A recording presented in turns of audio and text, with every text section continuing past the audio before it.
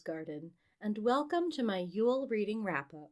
I'm Avalon Roselin, indie author, and curled up warm by the fire for this summary of all the books I read over the last month and a half. These past months the world has slumbered. Winter is a time when, one might suspect, a lot of reading could get done. It's too cold to do most outdoor activities, and who wouldn't love spending an evening under a blanket, a cat in lap, and a mug of hot cocoa or tea nearby, reading? Certainly it sounds like a lovely way to pass the time, and once or twice I managed it. But I am ironically a creature of daylight. Long nights and early twilights do send me to my blanket nest, but I'm more likely to sleep than to read. With that in mind, as well as all the festivities of the winter holidays and attending an anime convention, I didn't expect to get a whole lot of reading done. Over the past Yule season, I've read 4 books across paperback, ebook, and audiobook, totaling 1,134 pages. I started out with Matilda by Roald Dahl at my husband's insistence. Having not had any experience with Matilda, or in fact most of Roald Dahl's works, I was a little caught off guard by the episodic nature of the chapters, and then caught off guard again by the more plot-focused ending, with Miss Honey's backstory and getting her house back from Miss Trunchbull. Before that, things just kind of happened, and then the characters moved on, though there were a few jokes that came back around for a second punchline. That said, I did enjoy the characters and the humor overall, and I understand why this book became a childhood classic. I might say that this is a decent introduction to the genre of magical realism. As explained by Gotham Writers Workshop in response to the question, "What is magical realism? How is it different from fantasy?"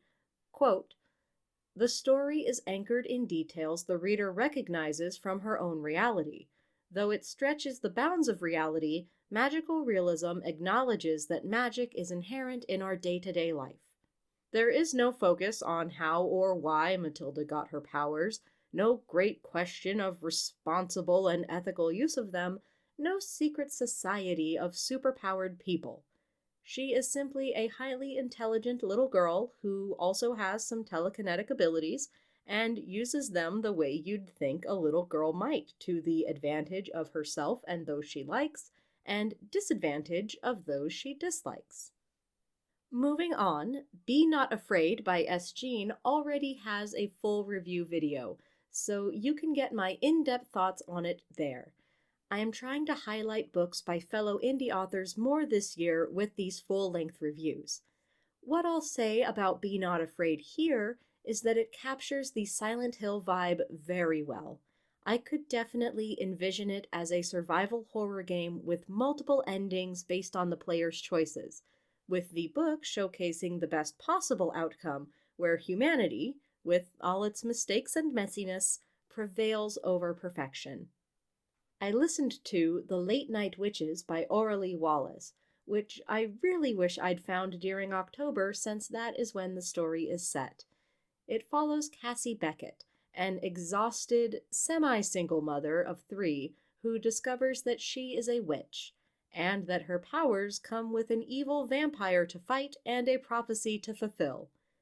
Having read In the Company of Witches before this book, I was a little caught off guard by the amount of action, which manages to be both thrilling and fairly comedic. Between the two, I definitely preferred The Late Night Witches. Though Cassie's exasperated pessimism did grate on me at times, I was able to get past it since she did just discover her powers and was then immediately thrust into a life-threatening battle against a horde of the undead and their vile leader, who has killed several of her ancestors. I really enjoyed the relationship between Cassie and her sister Eliza, with Cassie being the more mature and responsible older sister to Eliza's flighty and wild younger sister. There were a lot of issues for the family to work out, with Cassie not being purely the victim. She also brought some problems into the equation with her habitual pessimism and passivity, and was called out on that by other characters until she fixed it. Aunt Dorcas was also delightfully outlandish in that she spent pretty much her entire life preparing for this fight and quite simply lives in a different internal world than the rest of the cast. I'd recommend this to fans of Practical Magic or Buffy the Vampire Slayer in a heartbeat. I also listened to Don't Let the Forest In by C.G. Drews, and it sure was, well, it reminded me how dramatic teenagers can be about romance. In a good way. That all-encompassing infatuation is something that can be very fun and very devastating in multiple ways. And boy is it ever devastating in Don't Let the Forest In.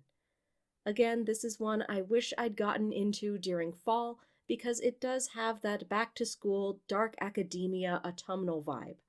This is a fantastic book for those who are interested in forbidden forests, folkloric fairies, and tragic romances. And a canonically stated asexual lead. I got the vibe that Andrew might be asexual, but I didn't think it would actually be confirmed in the text, so I was pleasantly surprised by that. It also has an open ending, and I've gone back and forth on how I interpret it multiple times since I finished, which is always a good sign. I want to believe in the most optimistic outcome, but I can't deny that there is plenty of foreshadowing for one of the darker interpretations of the ending to be true. The way I would have been obsessed with this book as a teenager, my gods. That said, there is a lot of rough content in this book, so please take the content warnings to heart if you are sensitive to any of these topics. Also, while I enjoyed the audiobook and the effort that was put into giving Andrew and Dove's spoken dialogue an Australian accent, apparently there are illustrations in this book that obviously cannot be translated into an audio adaptation. So I'd recommend getting a physical or digital copy if you can, especially since Thomas's art features so heavily into the story. Thankfully for me, the monsters and scenery were both lovingly described, so I don't feel like I missed out on too much, but I would have liked to see examples of Thomas's art to get a better sense of his style, if nothing else. A Colder Home by Jillian Maria will get a full review video as well to celebrate its publication, so I'm zipping my lips on a lot of details for now.